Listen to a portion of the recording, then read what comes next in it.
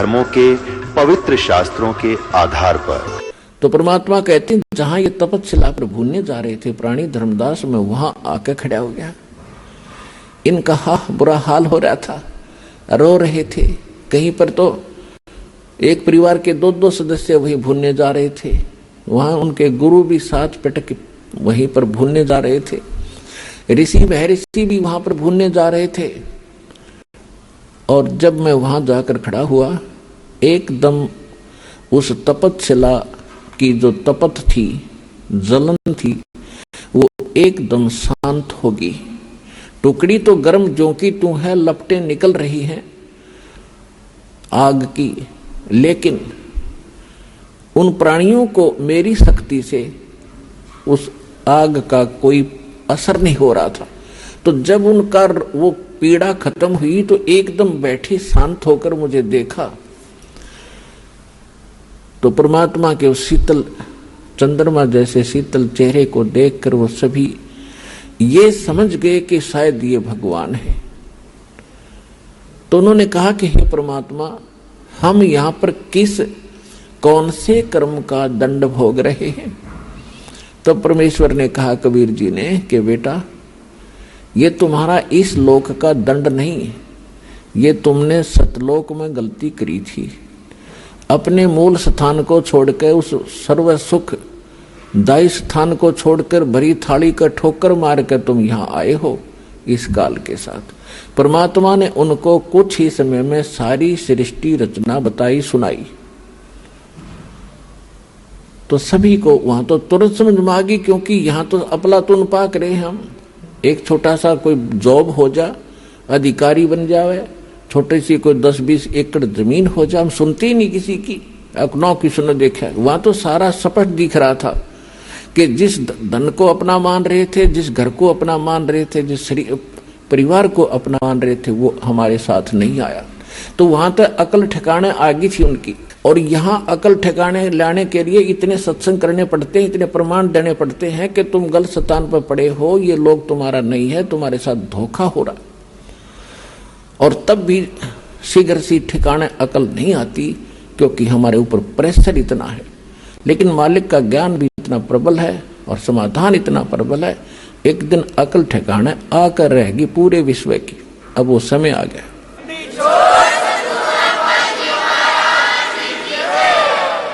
तो सभी ने करबद्ध होकर कहा, परमात्मा हमें छुड़वा लो इस गंदे लोक से। तो परमेश्वर ने कहा कि भी ऐसे नहीं होगा। जिस समय आपको पृथ्वी लोक पर मानव शरीर प्राप्त हो, स्त्री या पुरुष का, और वहां मेरा कोई भूला भटका कोई संत तुझे मिल जा, इस मेरे इस ज्ञान को बताने वाला जो मैं तुम्हें बता रहा हूं, ये याद रखना। उसकी शरण में चले जाना, वो जो विधि बताओगा भक्ति की, वो भक्ति करना बेटा। फिर तुम्हें वहां भी सुखी करूंगा, और फिर तुम इस तपस्या पर नहीं आओगे, बाईपास ले जाऊंगा, तुम वो भक्ति करना। तो वहां तो सभी हां भर रहे थे कि कान पकड़ते हैं भगवान, आज के बाद इस काल का नाम नहीं जाप करेंगे, हम इसने याद भी नहीं करेंगे, हम आपकी भक्ति करेंगे।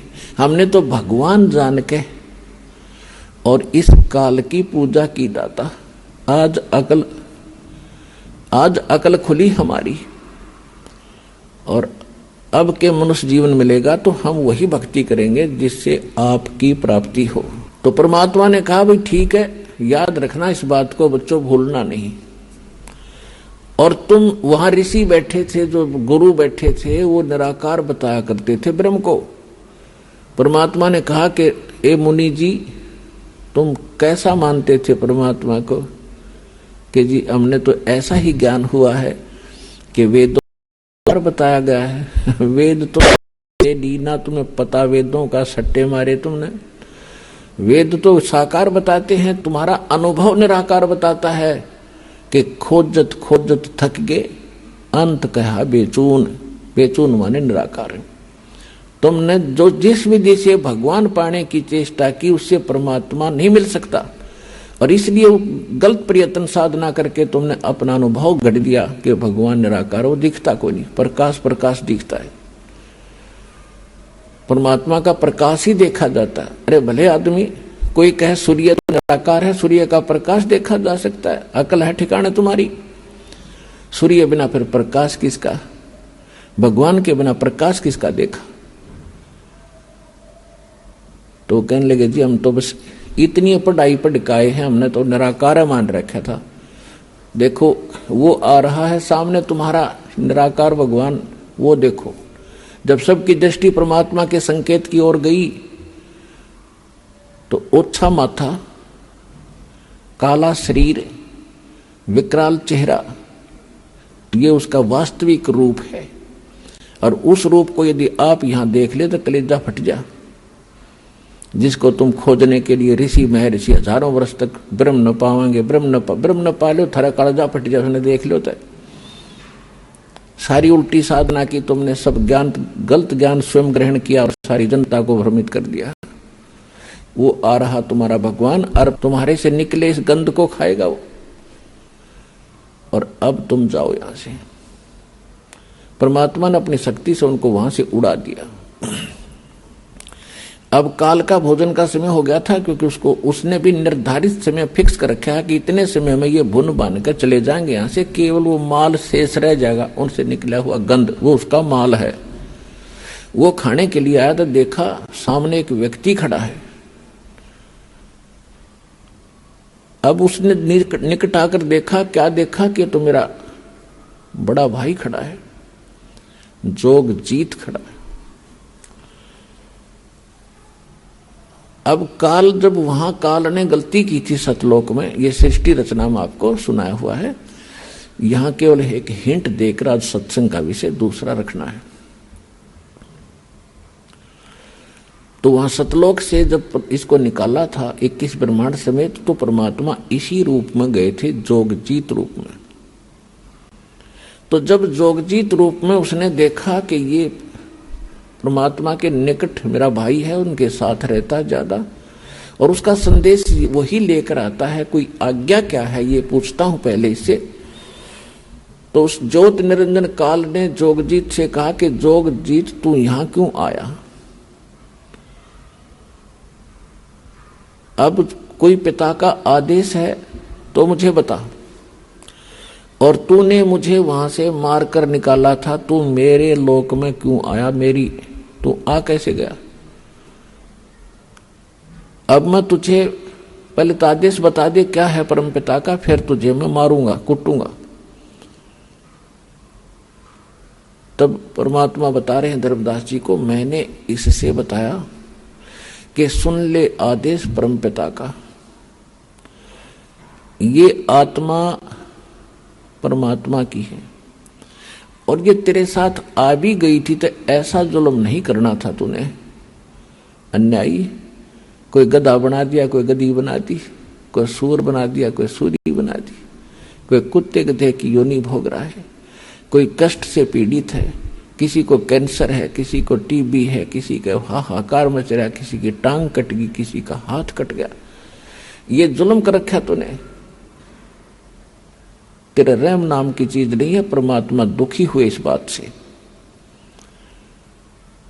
तो वो कहता है कि मैं तो सत्य का राज करता हूं, जो जैसा कर्म करता है उसका वैसा ही फल देता हूं। भगवान का आदेश है मेरे को कि सत्य का राज करना, किसी अन्याय ना करना। परमात्मा बोले कि मुझे मालूम है तू जैसा सत्य का राज करता है, ये मन रूप में तू खुद विद्वान है, सारे उल्टे काम कराता है आत्मा से, और जब आत्मा सजा भोगती है तू भाग जाता है। कबीर साहब कहते मन के मते ना चालिए, मन है पक्का दूत, ले डूबे दरिया में फिर जावे हाथ से छूट। करवा के कुकर्म आत्मा दंड भोग रही है, कोई गलती करवा देता है, इसकी पिटाई हो रही है, मन एक तरफ बैठ जाता, आत्मा रो रही होती है। गधा बनवा के छोड़ देता है उल्टे काम करवा के। अब किसी को कहे भक्ति कर ले, मनु कहेगा ना आजा ताश खेल लाएंगे, छोड़ के दरिया भक्ति में है। कोई कहे भाई भगवान का नाम, चलो सत्संग में ना टाइम नहीं है, और वहां बिछा के गली में बैठ जाएंगे ताश खेलने सारे दिन, इबका मारे आन दे इबका देखूंगा, सारा दिन धक्के खा के बकवास करे। तो ये मन करवाता है। और जब आत्मा जाग जाएगी, झांखे भी नहीं इन कर्मों को, तो आत्मा को यहाँ जगाया जाता है, इसका मूल ज्ञान बताया जाता है, ये कहाँ की रहने वाली है, वो स्थान याद कराया जाता है, ये सत्संग में याद कराया जाता है। तो सुन ले आदेश परमात्मा का, जोगजीत रूप में भगवान कह रहे हैं कि मैं नीचे जाऊंगा, सभी तेरे ब्रह्मांड सब लोक में जाऊंगा, नीचे के स्वर्ग लोकों में, ब्रह्मा विष्णु महेश की नगरी में, और पृथ्वी लोक पाताल लोक पर जाऊंगा। सब जीवों को बताऊंगा कि ये भगवान नहीं है जिसको तुम परमात्मा मान बैठे हो, ये वो परमात्मा नहीं है। और वो ज्ञान बताऊंगा, उस भगवान के चिन्ह बताऊंगा जिसका तूने नामो निशान मिटा दिया। मैं इसलिए आया हूं, आदेश है परमात्मा का। नीचे जाऊंगा, तेरी पोल खोलूंगा, तेरा भांडा फोड़ूंगा कि तू काल है, तेने जुल्म कर रखा है, इनके साथ सारी उल्ट साधना करवा के इनकी दुर्गति कर दी है। और ऐसा मंत्र दूंगा उनको कि वो जाप करके सीधे सतलोक आ जाएंगे, तेरे झंझट से छूटे। तब कहते हैं ये सुनकर काल इतना भयंकर हो गया धर्मदास कि मुझे मारने के लिए चढ़ा कि तेरे को अभी खत्म कर दूंगा, तो मेरी खेती उजाड़ेगा, मेरा बाग उजाड़ेगा। क्योंकि उसने तो हम इसलिए पैदा कर रखे हैं जैसे कसाई बकरे पालता है। पुण्यात्माओं, ये कोई डूम बाट के गीत नहीं है, रामपाल की दंत कथा नहीं है, ये गॉड गिवन स्टोरी है और रियल स्टोरी है।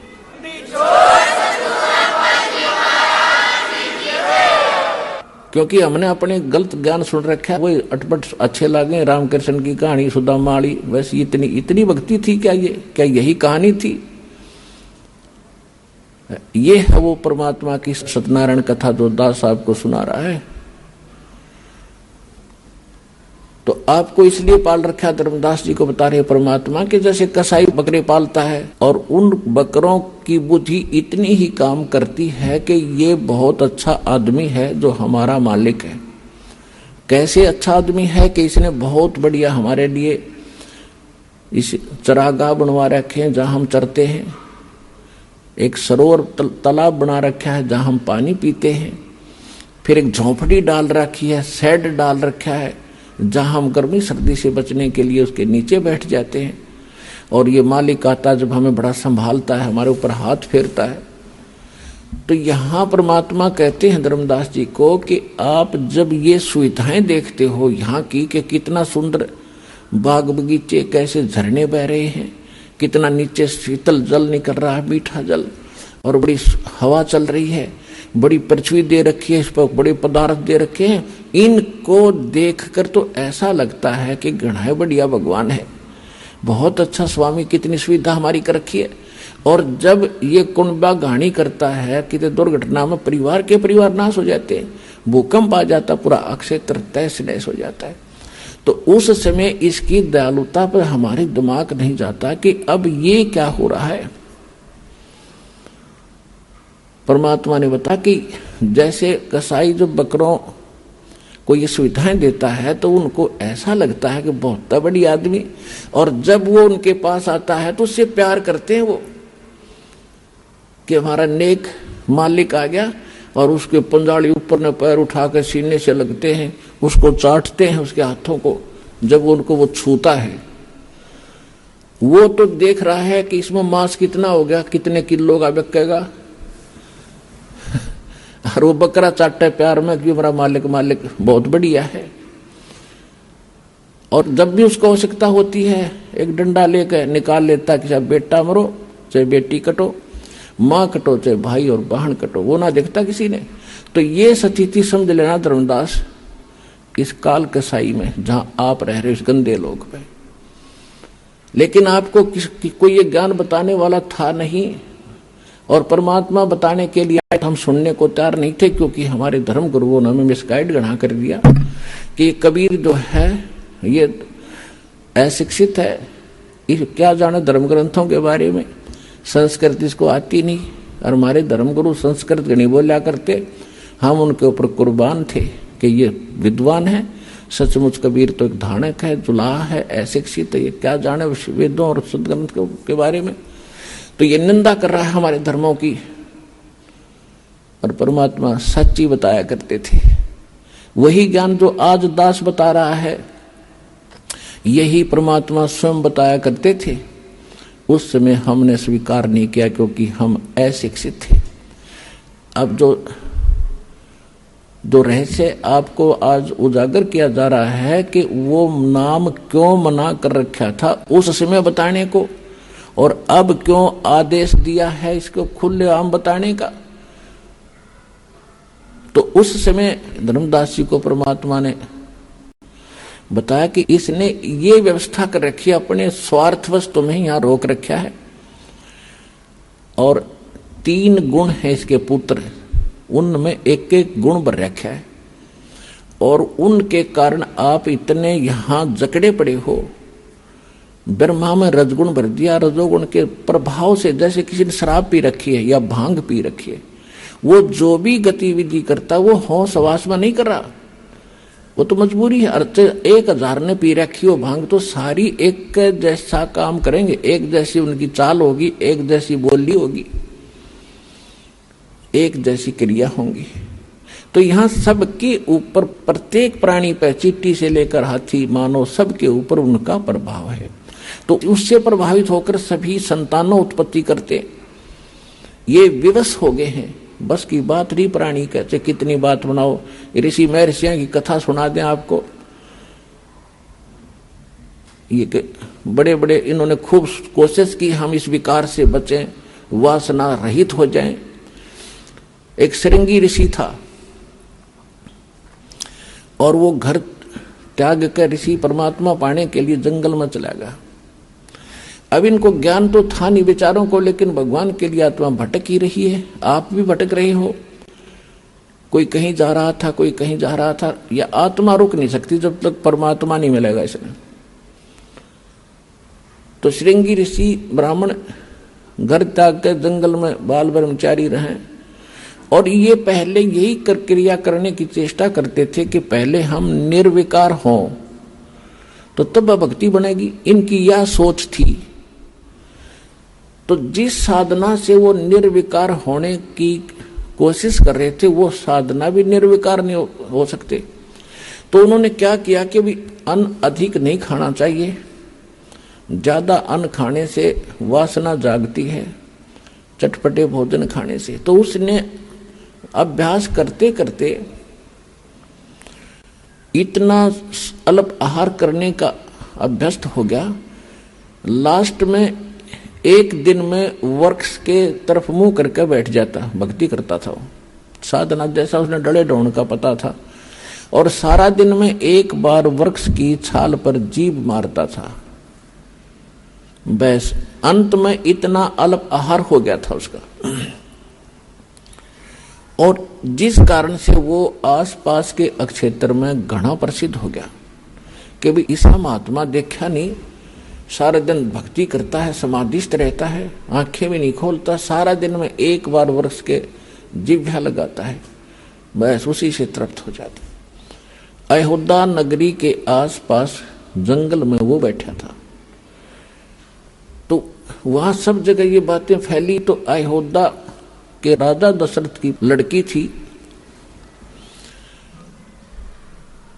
और उसको भी पता चला श्री रामचंद्र से पहले, रामचंद्र अर्थात जब तक पैदा भी ना हुए थे। तो लड़की को पता चला, तो अपने पिता की आज्ञा लेकर संत के दर्शनार्थ वो भी चली गई अपनी सहेली नौकरानियों के साथ।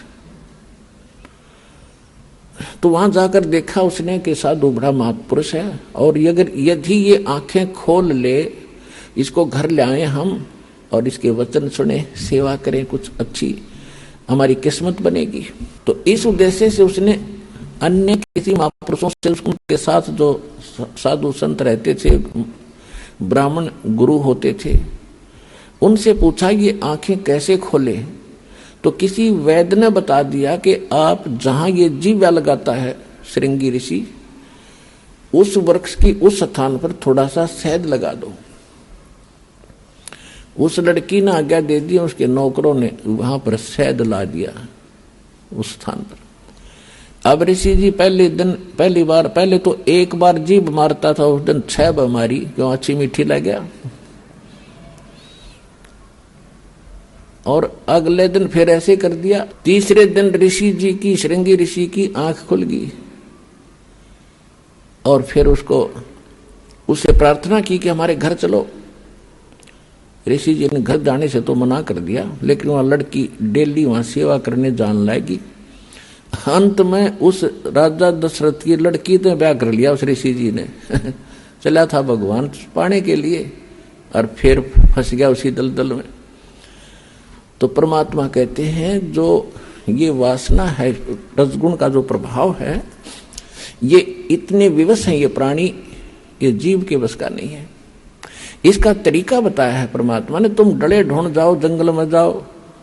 कबीर साहब कहते मन के मारे बन गए और बन तज बस्ती माही, कहे कबीर क्या करूं ये मन तो माने नहीं। एक किसान था, उसने कोई ज्ञान सुन लिया किसी संत से, इतना प्रेरित हो गया, उसका 2 बालक थे छोटे छोटे, उन छोड़कर और चल पड़ा परमात्मा पाने के लिए। उस संत के आश्रम में रहने लग गया। अब वो संत के आश्रम में रहा करता था और वहां जाने के बाद कुछ दिन तो, क्योंकि आत्मा भगवान के लिए भटकती ही रहेगी, ये इसके बस की बात नहीं। और वो इतने चंट होते हैं, जो साधु संत होते हैं डेरे वाले, उनको ये पता है कि अब तो यू आ गया तरारे से, मैं कुछ दिन में इसका बालक भी याद आवेंगे। तो इनको एक ऐब लगा देते हैं सुल्फे का या भांग पीने का, कि इन्हें पीकर पड़ा रहा मेरे पास। तो ऐसा ही उसने 7-8 वर्ष काट दिए। 7-8 वर्ष वहां रहा। तो एक दिन वो भिक्षा लेने के लिए नगरी में गया। उसने आवाज लगाई, माई भिक्षा दो। तो वो माई क्या था, उसके 2 बच्चे छोटे छोटे उसके दामन को पकड़े हुए और वो भिक्षा लेकर आई। वह तो भिक्षा डालकर चली गई। तो उसमें क्या प्रेरणा करी काल ने, मन ने, उसके मन में आई रहे, अगर किसी के इतने छोटे छोटे बच्चे हों औरत के और उसका पति घर पर ना हो तो वह क्यों कर पाड़ा बेचारी। उसका अपनी बात याद आ गई कि तू छोटे छोटे बच्चों को छोड़कर आया है और तेरी पत्नी ने कैसे पाले होंगे। यह तो बहुत जुल्म कर दिया तने, तो बता कैसे पालेगी बेचारी वह। तो उसके मन में आया चल घर चलते हैं। अब वो घर की तरफ चल पड़ा पटक का जोड़ी ने। फिर उसके मन में आया छोड़ दे भाई, बात आई गई हुई, तो चाल उल्टाए। वापस चला, फिर आया एक बार देखते लूं उसमें के बिजली पड़े है, देख आऊंगा कैसे रह रहे हैं, मर गए एक जीव है। लास्ट में फाइनल फैसला कर लिया कि चल एक बार देख आता हूं। अब वो घर की जाने की बजाय उसने सोचा खेतों में ही मैं कि पहचान मत आऊं नहीं किसी का, क्यों दाढ़ी बढ़ रही है, अदल पछाण सा हो गया, 8-10 वर्ष हो गए, तो खेतों में देख लूंगा। बच्चे ठीक ठाक होंगे तो वहां होंगे, खेतों में काम कर रहे होंगे वहां पर। तो वो बाबा जी खेतों चलने लगा। वहां पर उसका छोटा भाई और उस बाबा जी की पत्नी वहां खेतों में काम कर रहे थे। तो उसके छोटे भाई ने अपनी भाभी से कहा कि देखो मुझे तो ऐसा लगता जैसे मेरा भाई आ गया हो। वह कहने लगी तू हमेशा ऐसे मजाक करता रहता है, मेरे वो थोड़ा बहुत दुख बोलती हूं तो फिर ताजा कर देता है, तू मत बार बार ये बातें मत कहा करे। नो बोला सच्ची कहूं देख सामने चाल तो दिखा उससे कैसी, उसने भी देखा कहा चाल तो वाए दिखा है, पर वो तो कहाँ आवा था, वो तो बाबा बन गया, कहाँ होगा यहाँ पर। फिर निकट से आया, जब उन्हें पक्का देख लिया कि वही हैरी दरिया रहा है तो वही होगा, तो वो कहने लगी फिर यू फिर चला जाएगा, जब आ गया तो फिर भी जाएगा। तो उसका भाई बोला तू थोड़ा सा सहयोग दे मुझे, इसने मैं रखूंगा यहाँ पर। वो कहने लगी बोल क्या करूं, कि तुम्हारे खेत में जो शीशम है मैं इसने काटने लगूंगा और तू शोर मचा दिए। अगर मेरा धनी होता तो तू के काट लेता, मेरे खेत में 2-4 फुट अंदर है, फिर भी तू अपनी कह रहा है। तो उसने ऐसा ही कर दिया ड्रामा। वो लेकर कुआड़िया लाग गया, शीशम ने धीरे धीरे किता मारने, और वो लागी शोर मचाने कि तने मैं सदाई लूटी हूं, मेरा पति घर पे होता तो क्या तू आज ऐसा कर्म करता। देखो रे लोगों, 10-5 फुट अंदर जगह मेरे खेत में हरने का मेरी है, काटूंगा, मानता नहीं। और वो जुआर में बैठ कर नो देखा था, सुने था सारी बात बैठा बैठा। जब रोटी देखी, जब लिकड़ का आया, बोला रे एकली नहीं है, मैं भी आ गया हूं।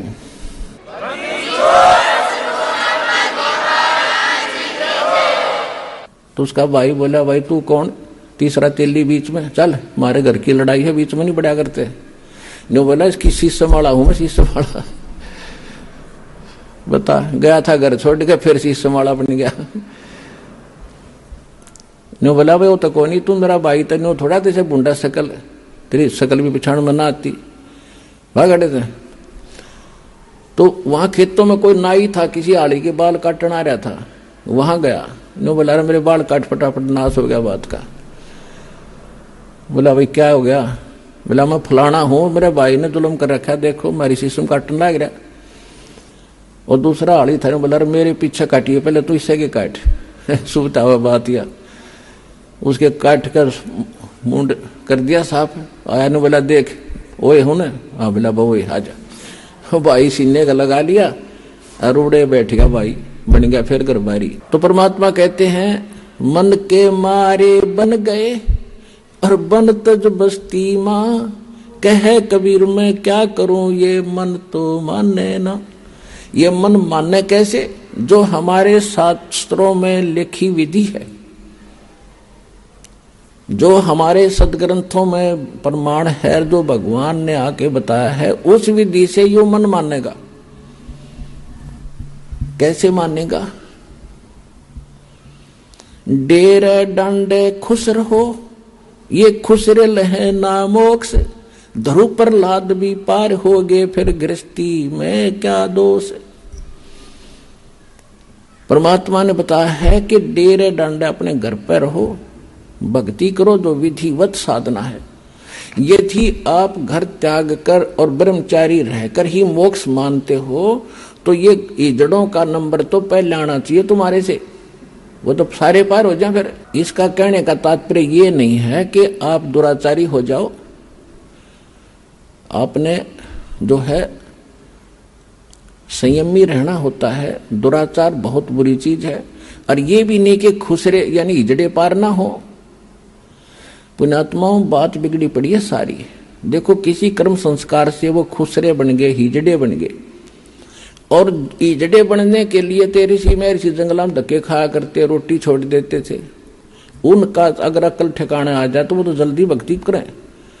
वो भक्ति वो भी कर सकते हैं, वो भी पार हो सकते हैं, और जो गृहस्थी है वो भी पार हो सकते हैं, क्योंकि भक्ति से ही बात बनेगी। वो चाहे ब्रह्मचारी रह के कर लियो और चाहे गृहस्थी रह के कर लियो, सत भक्ति और विधि से ही करनी पड़ेगी, जो बता रखी है। कौन सी? नाम उठत नाम बैठत नाम सोवत जागबे, नाम खाते नाम पीते नाम सेती लागबे। किसान खेत में हल जोड़ रहा है या ट्रैक्टर से काम कर रहा है, हल से कर रहा है तो अपना मंत्र करता रहिए, क्यों? मन तो बकवाद करनी है। ये तो हल बा रहा है तो कोई रागनी गा रहा है या फिल्मी गाने गुनगुना रहा है, तो उन बकवादों को छोड़कर मालिक की वाणी बोले, उस वाणी से और या सुमरण करता रहे, तो उस सुमरण के प्रभाव से जो बीज बोया जा रहा है और उससे जो फल आवेगा और उसको जो खावेगा, उसमें भी वो नेक विचार और भक्ति का अंश जाएगा। वो भी एक दिन भक्ति में लग जाएगा।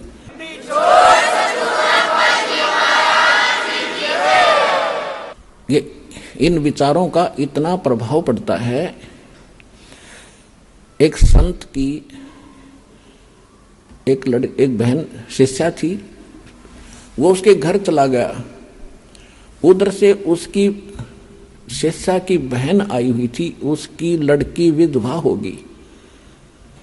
एक दो बच्चा था, जवान अवस्था में थी, और उसके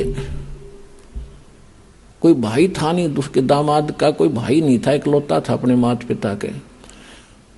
तो वो उधर उन 2-3 संत के साथ 2-3 और भगत संत थे। तो उन्होंने जब खाना खाया, रात को सो गए, तो सुबह उस संत को सारी रात ऐसे सपना आया कि हे भगवान, मेरी बेटी विधवा होगी, हे परमात्मा, इसका क्या होगा, आगे कोई रास्ता नहीं, छोटे छोटे बालक हैं, कैसे पालेगी। तो उसने अपनी शिष्या को बुलाया कि बेटी, आज ये खाना किसने बनाया था हमारा। उसने कहा कि मेरी बहन आई हुई है और उसने ये खाना बनाया था आपका। क्या उसकी कोई लड़की को हादसा हो गया। हाँ, कहा जी बहुत बुंडी बन गई उसके साथ। तो अभी 2 बच्चे थे और लड़की विधवा होगी और बहुत चिंतित है ये।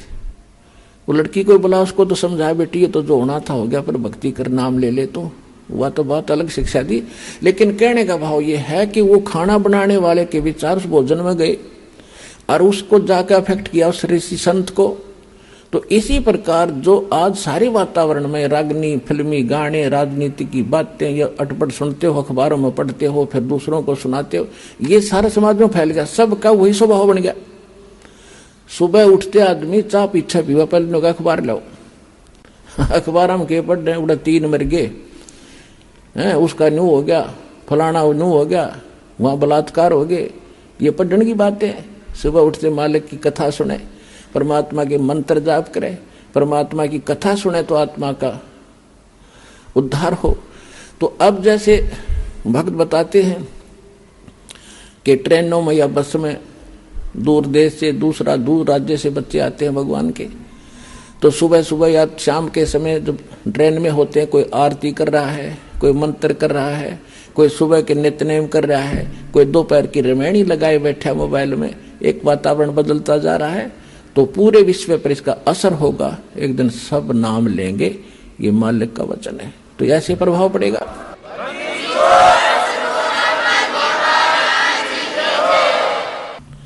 तो अब ये वातावरण ऐसे बदलेगा। परमात्मा की वाणी में बहुत ताकत है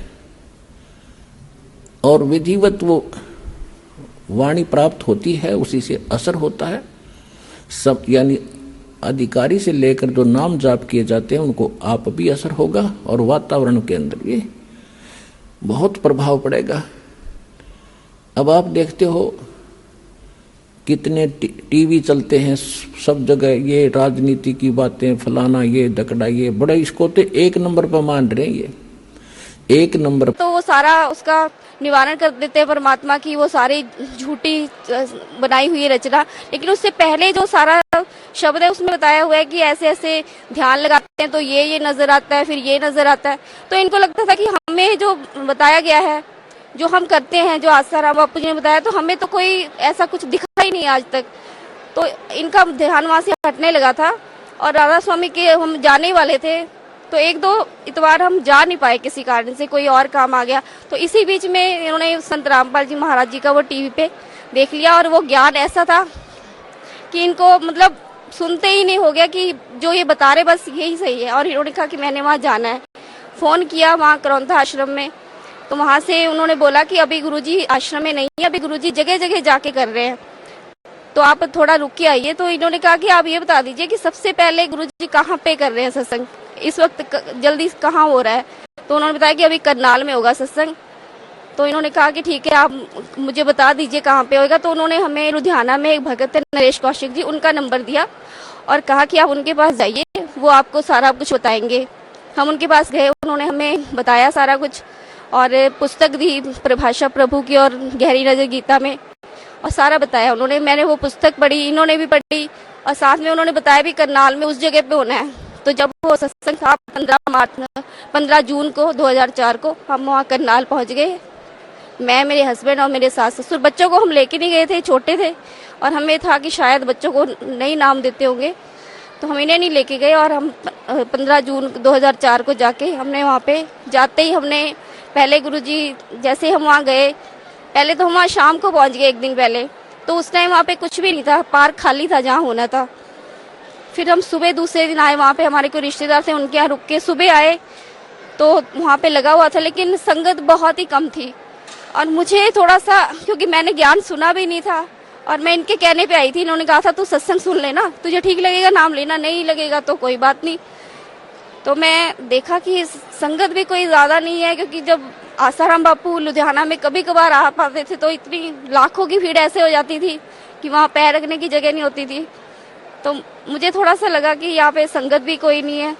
तो जैसे हम वहाँ गए, गुरुजी सामने से आ रहे थे, उस टाइम तो खैर क्योंकि मैंने ज्ञान नहीं सुना था, ऐसा कोई भाव नहीं था, तो सामने से गुरुजी हंसते हुए आ रहे थे और आके वहाँ गुरुजी का आसन लगाया हुआ था, बैठ गए सोफे पे आके। और मेरे हस्बैंड ने तो जाते ही उन्होंने कर दिया दंडवत प्रणाम की, और मुझे पता भी नहीं था कि ऐसे प्रणाम करते हैं। और मैंने फिर वैसे ही जैसे गुरुद्वारे में मत्था टेकते मैंने भी टेका, और गुरुजी ने हमें पूछा कहाँ से आए हो, तो बताया कि लुधियाना से आए हैं। तो गुरुजी ने कहा देखो इतना बड़ा लुधियाना और ये 4 आत्माएं निकल के आई। उस टाइम मुझे कुछ ऐसा समझ में नहीं आया कि गुरुजी क्या कहना चाहते हैं। फिर गुरुजी ने पूछा कि बेटा सत्संग सुनने आए हो कि नाम लोगे, तो इन्होंने कहा कि गुरुजी दोनों काम करने हैं। तो गुरुजी कहते पहले नाम लो। तो गुरुजी ने हमें वहीं पे नाम दिया, और फिर नाम लेने के बाद हमने सत्संग सुना, और 5 दिन का वहाँ सत्संग था। 5 दिन के सत्संग में कम से कम मुझे इतना तो वहाँ पे ज्ञान हो गया था कि नहीं, ये जो बता रहे हैं ये बिल्कुल सही बता रहे हैं, क्योंकि सामने दिखा रहे थे, सारे प्रोजेक्टर पे दिखा रहे थे। तो इस तरह से हम संत रामपाल जी महाराज की शरण में आ गए। बहन जी, परम संत सतगुरु रामपाल जी महाराज की शरण में आने के बाद जो भक्ति सतगुरु रामपाल जी महाराज ने आपको दी है, उस भक्ति से आपको क्या लाभ मिला? देखिए, सबसे बड़ा लाभ तो पहले मैं ये यहाँ की जो सांसारिक लाभ हैं वो तो परमात्मा वैसे ही रूंगे में देते कहते हैं, और वो सच में वो तो हमें हर पल मतलब कोई भी काम हमारा अड़ता नहीं है, ऐसे हो जाता है जैसे परमात्मा साथ ही रहते हैं। कैसे हो जाता है मुझे नहीं पता लगता, लेकिन सबसे बड़ा लाभ जो मैं मानती हूँ कि हमें वो सतमार्ग मिल गया, जिसपे चलकर अब हम आगे, अब कोई भ्रमणा नहीं रही कि जैसे पहले हम लगे हुए थे तो हम श्योर नहीं होते थे, कोई और कुछ बताता था कि नहीं वहाँ ऐसा होता है, वो संत ऐसे बताते हैं, तो जल्दी से डाइवर्ट भी हो जाते थे कि शायद वहाँ ज्यादा लाभ मिलता हो। लेकिन अब जो गुरुजी ने ज्ञान दिया है उसने हमें एक सही मार्ग दे दिया, और साथ में प्रूफ्स दिखाए हैं इतने सारे, उससे बिल्कुल क्लियर कर दिया कि यही मार्ग है, सच्चा भक्ति मार्ग यही है, और इसी मार्ग में चलकर हम सच में उस मोक्ष को प्राप्त कर सकते हैं जिसकी आज तक सभी लोग तलाश करते आए, ऋषि मुनि तलाश करते आए हैं, और हमें वो सत भक्ति मार्ग मिल गया। सबसे बड़ा लाभ ये है। और साथ में जो सांसारिक लाभ है, परमात्मा कहते हैं कि मैं अपने भक्त की उम्र भी बढ़ा देता हूँ, अगर उसकी सांसें भी खत्म हो गई तो भी मैं उसको 100 वर्ष की उम्र देता हूँ। और ये मेरे सामने हुआ है। मेरी बेटी का एक्सीडेंट हुआ था पिछले साल 6 नवंबर को, और ये इसका एक्टिवा पे जा रही थी, सुबह सुबह थोड़ा थोड़ा अंधेरा था, तो इसको नजर नहीं आया, टाटा है इसके साथ इसकी सीधी टक्कर हो गई, क्योंकि उसकी हेडलाइट्स ऑफ थी और ऑपोजिट साइड से वो आ रहा था, सामने टक्कर हुई है, और ये वहाँ पे गिर पड़ी। जो वहाँ पे सैर कर रहे थे सुबह लोग, उन्होंने इसको वहाँ सामने हॉस्पिटल में पहुँचाया और हमें फोन किया। उसके बाद हम इसको लुधियाना में डीएमसी हॉस्पिटल ले गए, वहाँ पे इसकी 7-8 घंटे तक सर्जरी चली। और डॉक्टर से मैंने पूछा था, जब इसके पूरा ब्लड निकल ही रहा था उस टाइम, कि डॉक्टर मतलब क्या, वो कहते अभी हम कुछ नहीं कह सकते, डॉक्टर से बताएंगे, अभी ऑपरेट करना पड़ेगा।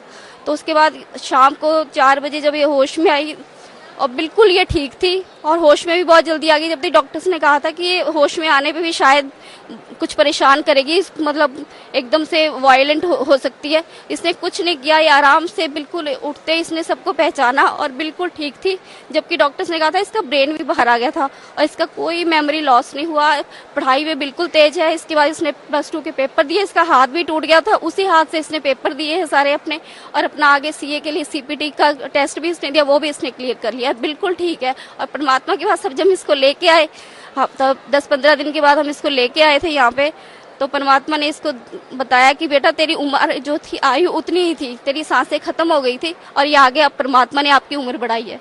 तो मालिक ने जो कहा वो हमारे सामने बिल्कुल मालिक जो कहते हैं वही करते हैं। और एक जैसे मतलब जब हमने नाम लिया था तो गुरुजी ने जो ज्ञान दे दिया था, उस ज्ञान पे तो कोई शक की खैर गुंजाइश थी नहीं, क्योंकि वो तो सामने दिखा दिया। लेकिन जो पुराने भगत हमें मिलते थे तो वो बताते थे हमारे साथ ऐसा हुआ कि गुरुजी ने हमारे ये ये चीज बढ़ा दी, ऐसे बढ़ गया, हमारे घर में पैसे बढ़ गए, तो मुझे पूरा, ये नहीं मैं कहती थी कि ऐसा नहीं हुआ होगा, लेकिन मुझे ये होता था कि मेरे सामने तो नहीं हुआ ऐसा, कभी भी कुछ बढ़ गया हो अपने आप, पूरा मुझे वो नहीं होता था। तो एक बार जब गुरुजी 2008 में जब आए थे रोहतक जेल से वापस, तो उसके बाद हम गुरुजी से मिलने गए थे। तो गुरुजी तब टॉफियों का प्रसाद देते थे, ऐसे उठा के तब गुरुजी दे देते थे। तो टॉफियों का प्रसाद गुरुजी ने दिया, तो प्रसाद ले लिया मैंने, वो बस उसके बाद हम घर चले गए। तो मुझे याद नहीं आया कि प्रसाद लिया है। दूसरे दिन मुझे याद आया, उसमें से ये बच्चों ने क्या करा कि सारी टॉफियां निकाली, और 5 घर में बड़े 5 जने थे और 5 ही रखी बस। कहते हमने 5 टॉफियां आपकी रखी थी प्रसाद की, बाकी हमने खा ली। मैंने कहा ठीक है। और दूसरे दिन मुझे याद आया कि मैंने प्रसाद दिया था गुरुजी ने, हमने लिया भी नहीं। तो मैं निकाल के लेके आई, तो मैंने एक टॉफी अपनी सास को दी, एक ससुर जी को दी, और एक टॉफी हमारे घर में नानी जी आई हुई थी उनको दी, और एक टॉफी जो थी वो ये बच्चे देखने लगे कि हमारा प्रसाद। मैंने कहा तुमने खा लिया था? कहते नहीं, अब हमें, मैंने कहा चलो एक ये आधी आधी खा लो तुम, और एक टॉफी अब ये मेरा प्रसाद है, ये मैं किसी को नहीं दूंगी। कहते ठीक है। इन्होंने आधी आधी मैंने इनको दे दी। तो ऐसी, मेरे देवर का बेटा आया था, मुझे याद नहीं था, वो खैर कभी कभी आता है, वो बैठा था ड्राइंग रूम में, तो उसने आवाज मारी कि मैं भी हूँ। मैंने कहा अच्छा तू भी है, चल। मैंने कहा आज आधी आधी ले लेते इसमें से हम दोनों। तो मैंने वैसे मेरे पास आके बैठ गया, और मैंने रैपर समेत ही टॉफी तोड़ के खोल के आधी उसके मुंह में डाली, और आधी में ऐसे ही सामने टीवी पे वैसे ही चल रहा था कि लॉबी में बैठे हुए थे, तो मैं ऐसे ही टॉफी खोल के आधी अपने मुंह में डालने लगी। तो जैसे यहाँ तक लाई तो मेरी नजर पड़ी, वो टॉफी बिल्कुल पूरी हो गई थी। मैंने सबको दिखाई, सारे वहां पे जो बैठे थे, 1 सेकंड में मैं ऐसे देखा, मैंने सबको कहा कि मम्मी ये टॉफी पूरी कैसे हो गई। वो एकदम से वो टॉफी परमात्मा ने वो प्रसाद बढ़ा दिया, पूरा कर दिया। और मेरे को उस दिन के बाद कभी, मतलब कोई भी कुछ कहता तो कभी जो कमजोरी थी वो बिल्कुल मालिक ने निकाल दी कि परमात्मा सब कुछ बढ़ा सकते हैं, वो कुछ भी कर सकते हैं, कुछ भी असंभव नहीं है परमात्मा के लिए। ये एक छोटा सा चमत्कार था, लेकिन इसने मेरा जीवन बदल दिया और मेरी जो भक्ति थी वो दृढ़ कर दी। बहन जी, पहले आप बता रहे थे जैसे पहले आप संत आसाराम जी से जुड़े हुए थे और उनके द्वारा दिए मंत्र का आपने जाप किया, आपको कोई लाभ नहीं मिला।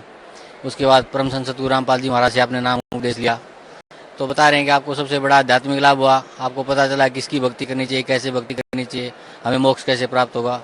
और दूसरा, आपकी जो बेटी थी उसका इतना एक सीरियस एक्सीडेंट हो गया, आप बता रहे हैं कि उसकी ज़िंदगी ही नहीं थी, तो संत रामपाल जी महाराज ने उसको जीवन दान दिया।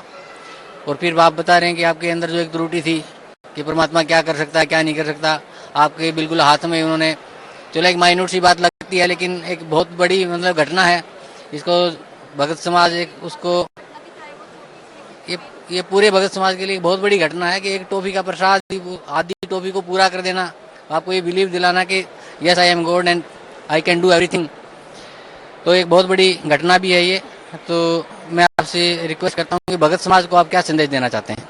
भगत समाज को मैं यही संदेश देना चाहती हूँ कि अब परमात्मा धरती पर आए हुए हैं, और सारे वो जो भी बता रहे हैं प्रूफ के साथ बता रहे हैं। सारे वेद उन्होंने खोल दिए, सारे पुराण खोल दिए, गीता जी, जितने भी हमारे ये पवित्र शास्त्र है, इन सबको परमात्मा दिखा रहे हैं और प्रोजेक्टर पे दिखा रहे हैं कि देखो हमारे वेद कहते, ये पुराण, गीता जी, ये सब ये कहते हैं।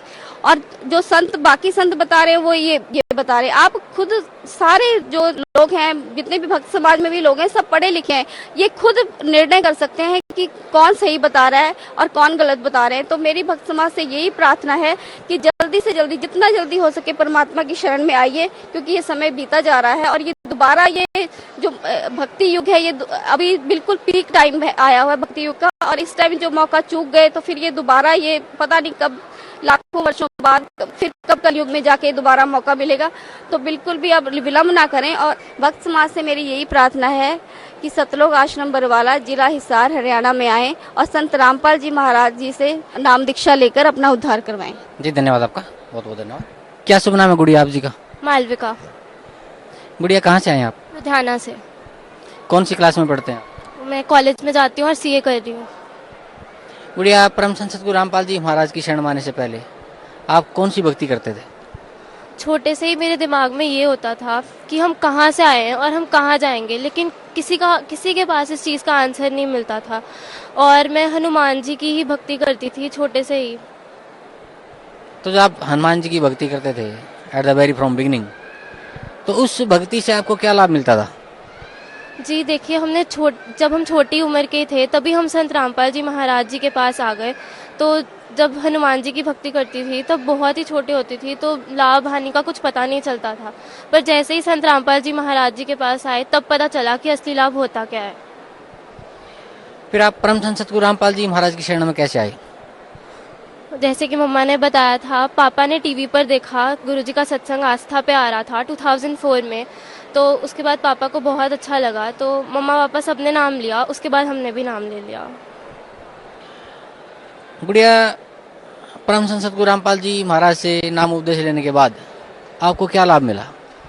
जी, लाभ बहुत ज़्यादा मिले हैं। सबसे बड़ा तो आध्यात्मिक लाभ मिला कि हमें वो रास्ता मिल गया जिसे हम छोटे से ढूंढ रहे थे, वो हमें मिल गया। और फिर उसके बाद मेरा बहुत ज़्यादा मेजर एक्सीडेंट हुआ पिछले साल नवंबर में, और मेरा ब्रेन बाहर आ चुका था। और उस टाइम मेरी 8 आवर्स की सर्जरी चली और 3 डॉक्टर्स की टीम ने ऑपरेट किया, और कुछ पता नहीं था कि मैं बचूंगी कि नहीं। और अब जब मेरी अपॉइंटमेंट होती है, डॉक्टर्स ने मुझे बताया कि मेरा ब्रेन तक बाहर था और बिल्कुल भी श्योरिटी नहीं थी कि मैं बचूंगी कि नहीं। और वो सब खुद कहते हैं कि तुझे तेरे गुरुजी ने ही बचाया है। तो गुरुजी ने मुझे जीवन दान दिया है। और जैसे ही मैं आश्रम आई एक्सीडेंट के बाद, तो गुरुजी ने मुझे बोला कि बेटी, तेरा जीवन और आगे नहीं था, ये तुझे परमात्मा ने भक्ति के लिए दिया है। तो ये सबसे बड़ा लाभ हुआ मुझे मेरी जिंदगी में। So there have been many benefits which I have received by taking Namdan from Jagat Guru Rampal ji. गुड़िया, what message would you like to pass for Bhakt Society? See, the message I would like to give everyone is that, like everybody says, God is one. So I would like to tell you that one is just right here in Satlok Ashram Barwala, waiting for his children to come to him and go back to the place from where we've come from, that is Satlok. तो जितनी जल्दी हो सके अपना समय को ना गवाते हुए जल्दी से यहाँ पर आए और संत रामपाल जी महाराज जी से उपदेश लें, जो कि स्वयं कबीर परमेश्वर आए हुए हैं, और अपने जीवन को सफल बनाएं। Thank you so much.